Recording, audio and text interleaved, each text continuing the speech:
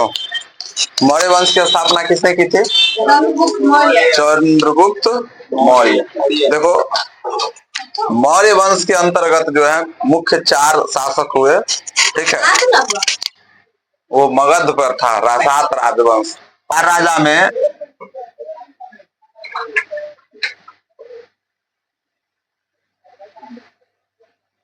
चंद्रगुप्त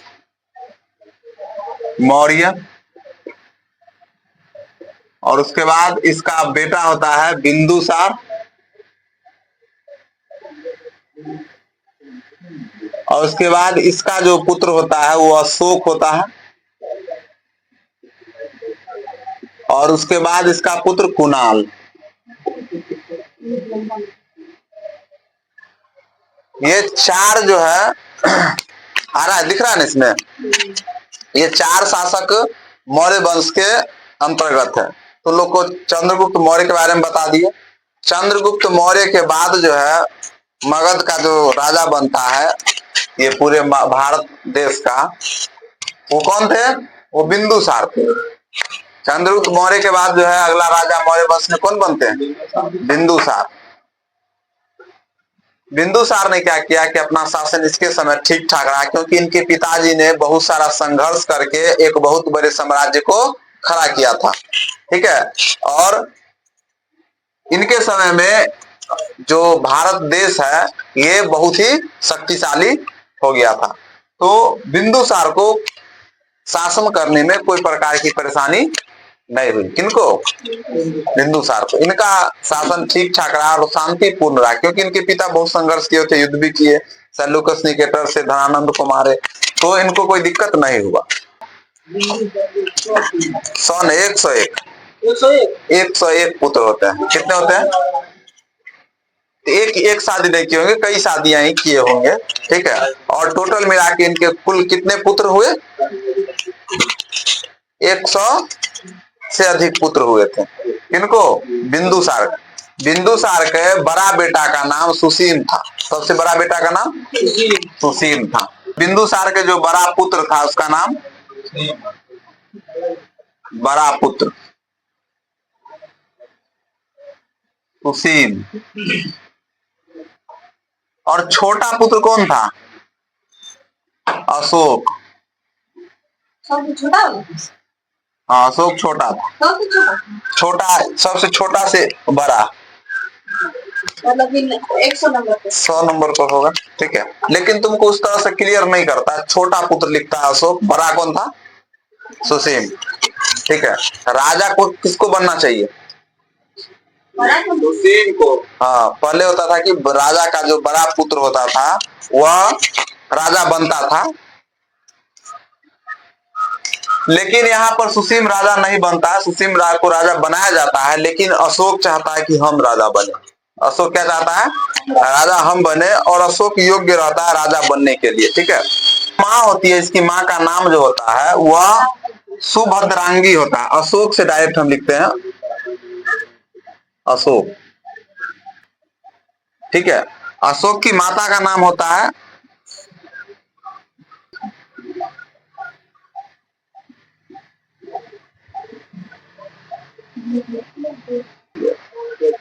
अशोक की माता का नाम सुभद्रांगी, ठीक है। बौद्ध ग्रंथ के अनुसार जो है अशोक ने राजा बनने के लिए अपने 99 भाई की हत्या कर दिया। हाँ, अशोक सबसे छोटा था और चाहता था कि हाँ सबको मार दिया था इसने। ये बात कहाँ है? बौद्ध ग्रंथ में लिखा हुआ है। बौद्ध ग्रंथ के अनुसार ये चीज की जानकारी इतिहासकारों को मिलती है कि अशोक छोटा था और अशोक चाहता था कि हम राजा बने, लेकिन इसके भाई कहता था कि तुम राजा नहीं बन सकते हो, क्या कि छोटा है, ठीक है। तो अशोक कहा कि राजा तो हम ही बनेंगे, उसके लिए जो करना पड़े वो तो होगा ही। इसलिए इसने अपने सभी भाइयों की क्या कर दी? हत्या करके, और तब इसने क्या कि मगध की गद्दी पर बैठ गया था। इसने अपने छोटे भाई, अपना जो छोटा था उसको छोड़ दिया था। उसका नाम था तिस्य। अशोक का एक भाई था, किसका नाम था? तिस्य, क्योंकि हमेशा जो है तिस्य अशोक का साथ देता था।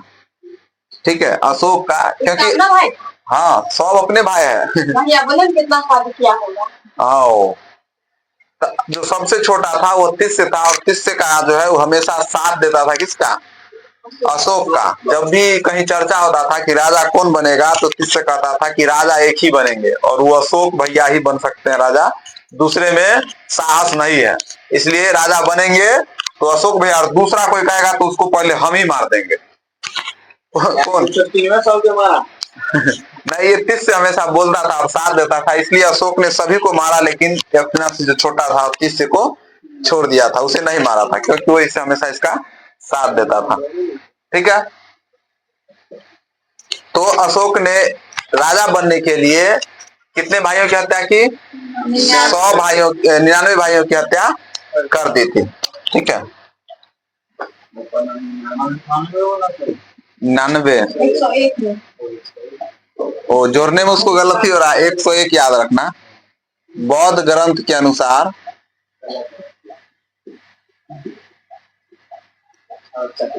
अशोक ने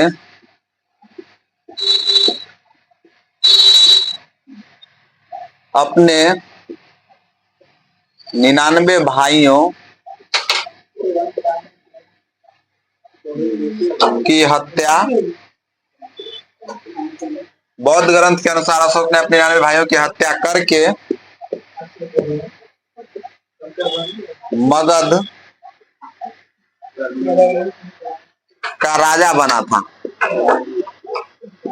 राजा बना था। अशोक का जो जन्म हुआ था 304 ईसा पूर्व में हुआ था। अशोक का जन्म कब हुआ था? 304 ईसा पूर्व में। ठीक है, और अशोक जो है यह सम्राट कब बना? मगध का सम्राट, मगध का सम्राट इसने 269 ईसा पूर्व बना था। 269 ईसा पूर्व में अशोक मगध का सम्राट बन गया था। ठीक है, इसके समय में टोटल 5 प्रांत में पूरा भारत बटा हुआ था। कितने प्रांत में? 5। हाँ, 5 गो प्रांत बनाया था। ठीक है, इसने जब 16 महाजनपद था पहले, किसके समय में 16 महाजनपद था? चंद्रगुप्त मौर्य धनंद वंश के समय में 16 महाजनपद था, जिसने सबसे शक्तिशाली तो क्या किया, एक साथ मिला दिया था और सभी को जोड़ करके शक्तिशाली एक पूरे भारत का निर्माण कर दिया था। अखंड भारत का निर्माण किसके समय हुआ? चंद्रगुप्त मौर्य। प्रश्न पूछा जाएगा कि किसने अखंड भारत का निर्माण किया, तो क्या हो जाएगा? चंद्रगुप्त मौर्य। उसके बाद बिंदुसार ने अपना शासन किया। उसके बाद मगध, जब जिस समय ये अशोक राजा बना तो इस समय पूरे भारत कितने प्रांत में बटा? 5। और दूसरा का नाम तक्षशिला, तीसरा का नाम अवंती, तीसरा का नाम अवंती, और चौथा स्वर्णगिरी, चौथा स्वर्णगिरी, और एक तोसली। ये 5 प्रांत था। ठीक है, अशोक का साम्राज्य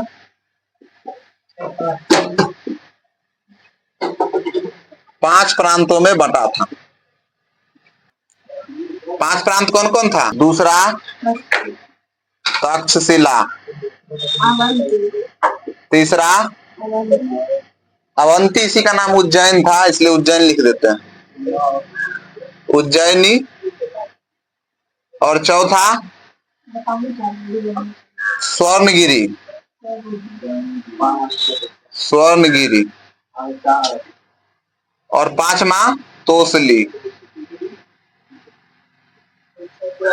मगध के बारे में पता ही है कि मगध किस जगह था, तो इधर बिहार इस एरिया में था।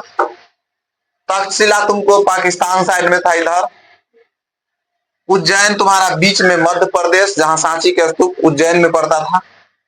स्वर्णगिरी ये कर्नाटक में था, इस साइड में। ये यहाँ सोने का भंडार था, यहीं से सोना के खदान से सोना निकाल करके और बहुत सारी चीज बनाए जाते थे। उसी के नाम पर जो है स्वर्णगिरी पड़ा था, सोना के नाम पर ही, क्योंकि सोना का खदान कर्नाटक में। तोसली, तोसली साइड में होगा। अब सुनो, कितने प्रांत हो गए टोटल? 5। प्रश्न पूछा जाएगा कि अशोक के समय पूरे भारत जो है यह कितने प्रांतों में बटा था? तो 5 के समय में एक प्रांत जो है इसके साथ नहीं आ रहा था और वह था कलिंग। कौन था? कलिंग। और कलिंग जो साम्राज्य था यह उड़ीसा के साइड था।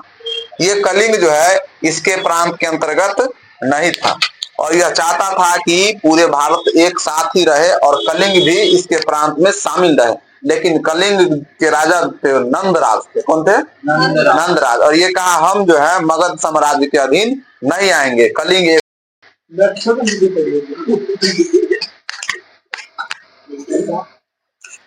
तू लोग भी ध्यान कहाँ देता है?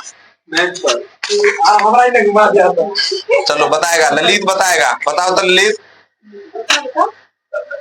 अशोक की माता का क्या नाम था? तो क्या होगा? सुभद्रांगी। सुभद्रांगी अशोक की माता का नाम। अशोक का जन्म कब हुआ? 304 क्या? ईसा पूर्व में। ठीक है। अशोक के समय जो है पूरे जो भारत वर्ष था यह कितने भागों में, कितने प्रांत में बटा हुआ था? 5 प्रांत में बटा हुआ था। लेकिन एक जो है प्रांत अलग था और वह था कौन? कलिंग। कलिंग अलग था और इस समय कलिंग के जो राजा थे वह कौन थे? नंदराज। और कलिंग जो है यह एक स्वतंत्र जो है राज्य था और यह मगध के अधीन नहीं था। कलिंग जो है यह अलग प्रांत था और यह क्या था? यह अलग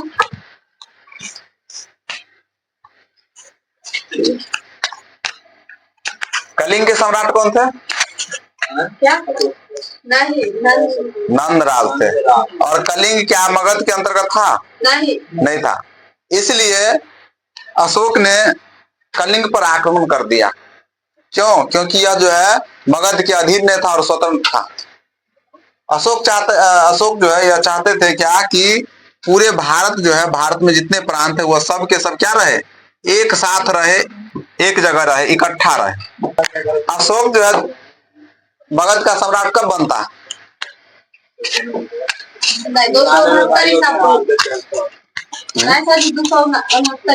269 ईसा पूर्व जो है अशोक सम्राट, मगध का सम्राट बनता है। सम्राट बनते ही मगध के राजा बनने के बाद क्या होता है कि शासक बनने के 8वें वर्ष बाद, कितने वर्ष? 8वें वर्ष के बाद कितना समय होगा बताओ? राजा बनने के 8 वर्ष बाद कितना होगा? 261 ईसा पूर्व। यानी कि 261 ईसा पूर्व जो है अशोक ने कहाँ आक्रमण किया? कलिंग पर। कलिंग पर आक्रमण कर दिया। आक्रमण करने का कई कारण था, जिसमें से एक कारण यह था कि यह प्रांत अलग था, स्वतंत्र था और अशोक जो है यह चाहते थे कि ये एक जगह सभी प्रांत रहे और ठीक ठाक रहेगा। लेकिन नंदराज जो है यह स्वतंत्र रहना चाहते थे। यही कारण था कि अशोक ने कहाँ आक्रमण कर दिया? कलिंग पर आक्रमण कर दिया। एक और कारण था कि इनके पिता दादाजी जो थे यह सेल्यूकस निकेटर को कितने हाथी दे दिए थे उपहार में? 500। जिस कारण से इनके यहाँ हाथियों की संख्या कम गई थी और सबसे अधिक हाथी जो है वह कलिंग में था। ठीक है। तो एक ये भी कारण था कि अशोक हाथी को प्राप्त करना चाहते थे, इसलिए इन्होंने क्या किया? हाथी की संख्या उड़ीसा में थी, इसलिए हाथी को प्राप्त करने के लिए कहाँ आक्रमण कर दिए थे? कलिंग पर। और कलिंग का युद्ध जो है यह बहुत ही भयंकर युद्ध हुआ था। इसमें नंदराज और अशोक की सेना जो है आपस में लड़ी थी और अशोक ने इस युद्ध में तहलका मचा दिया था। बहुतों को क्या कर दिया था? पूरा रणभूमि में लाशें बिछा दी थी। इतना भयंकर युद्ध हुआ था कि कलिंग की धरती लाल लाल हो गई थी। ठीक है। और अंतिम में कलिंग आत्मसमर्पण नहीं किया। इतना भयानक युद्ध होने के बाद भी कलिंग क्या किया? अशोक के सामने नहीं झुका और कहा कि हम हार नहीं मानेंगे। कलिंग की महिलाएं क्या की थी अंतिम में? वहां की जो जितने महिलाएं थी, औरतें थी, वो सब के सब युद्ध के लिए वो लोग भी अशोक के सामने चली आई थी तलवार लेकर के। और क्या युद्ध में वो सब भी महिलाएं भी शामिल हो गई थी। बाद में कोई पुरुष नहीं बचा था युद्ध के लिए, तो महिलाएं क्या हो गई? अशोक के सामने हथियार लेकर के खड़ी हो गई थी और अशोक को कहा कि अशोक युद्ध कीजिए। ठीक है। अभी कलिंग अभी झुका नहीं है। कलिंग मगध के सामने कभी नहीं झुक सकता है और कभी भी हार नहीं सकता। तो वैसे तो कलिंग हारी चुका है, कोई योद्धा बचा नहीं, लेकिन महिलाएं सब खड़ी थी। तो अशोक ये चीज कहता है कि अशोक कभी महिलाओं पर हथियार नहीं उठाता है। लेकिन बाद में क्या होता है कि कुछ दिन युद्ध के कुछ ही समय बाद जो है अशोक युद्ध भूमि में घूमता है, तो पता चलता है कि इसने बहुत बड़ी गलती कर दी। इस युद्ध में बहुत सारे लोग मारे जाते हैं जो निर्दोष होते हैं। कलिंग की जनता निर्दोष थी, क्योंकि जो भी दोषी होते हैं सम्राट है, सम्राट युद्ध करते हैं।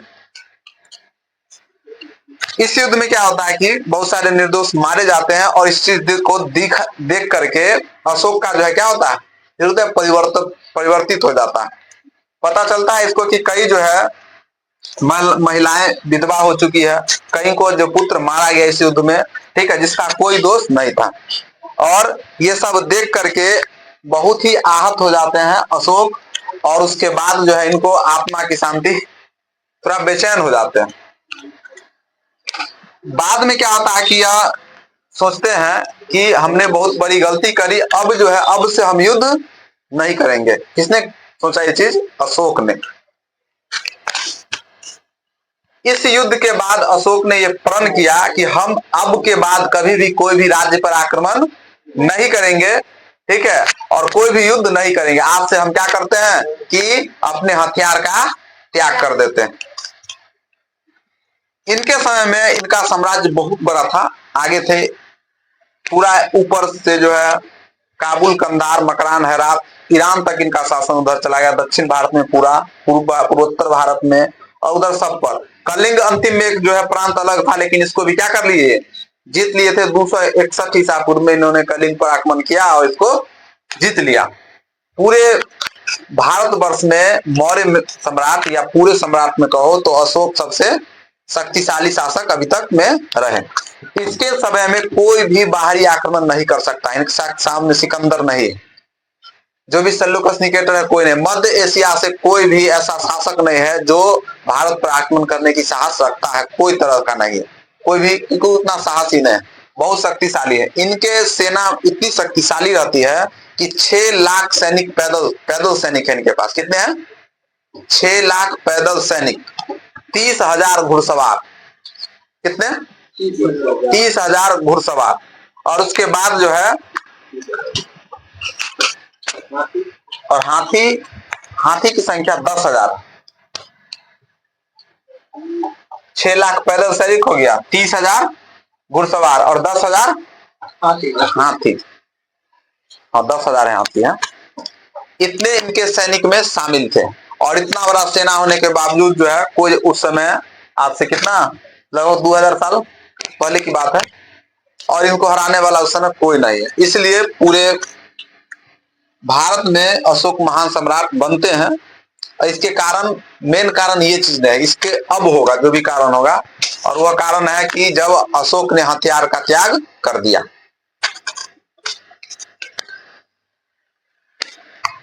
कलिंग युद्ध के बाद अशोक का हृदय परिवर्तित हो गया, और इन्होंने कहा कि अब मैं कभी भी हथियार नहीं उठाऊंगा, कभी भी निर्दोष की हत्या नहीं करूंगा, आज से जो भी है युद्ध नीति का हम त्याग करते हैं। इसके बाद अशोक जो है बौद्ध धर्म को अपना लेते हैं, और बौद्ध धर्म की शिक्षा इनको जो है उपगुप्त के द्वारा दी जाती है। बौद्ध धर्म की शिक्षा किनके द्वारा? उपगुप्त के द्वारा। और जो विचार मन में आता है बौद्ध धर्म अपनाने के लिए, वह अपने भतीजे निग्रोध को देखकर, इनका एक भतीजा होता है जो निग्रोध नाम होता है, उन्हीं को देख करके ये क्या करते हैं कि बौद्ध धर्म अपनाने की प्रेरणा मिलती है। यहां तक कोई दिक्कत?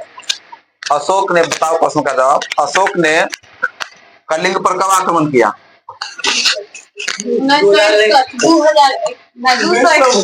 261 ईसा पूर्व इन्होंने कलिंग पर आक्रमण किया। उस समय कलिंग का राजा नंदराज। कलिंग विजय प्राप्त की इन्होंने, जीत गए।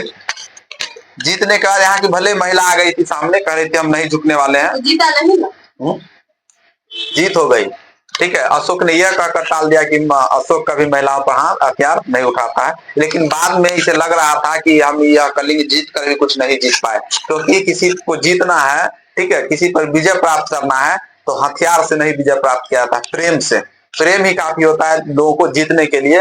अगर किसी प्रेम ठीक ठाक है तो लोग ऑटोमेटिक झुक जाते हैं। और हथियार से किसी को झुका नहीं सकते, सर काट सकते हो लेकिन सर झुक नहीं सकता। ये चीज अशोक को कलिंग युद्ध के बाद पता चल गया और अशोक ने बौद्ध धर्म को अपना लिया। बौद्ध धर्म अपनाने के बाद अशोक क्या चाहते थे कि पूरे भारत में इस धर्म का क्या हो, प्रचार प्रसार होना चाहिए। इसलिए अशोक ने भारत के अलावा अन्य मध्य एशिया में, ईरान में, इधर थाईलैंड में, चीन में, श्रीलंका में, अलग अलग देशों में अपने दूत को भेजा कि तुम जाओ और बौद्ध धर्म का क्या करो, प्रचार करो। अपने बेटे महेंद्र और बेटी संघमित्रा को श्रीलंका भेजा था अशोक ने, और वहां जो है कहा गया था कि बौद्ध धर्म की क्या करना है, प्रचार करना है। तो इसको मिटा करके कुछ चीजें लिख देते हैं। लिखो तो, इसको लिख लिए हो ना? कहाँ लिखे? ये नहीं लिखे हो, इसको लिखो।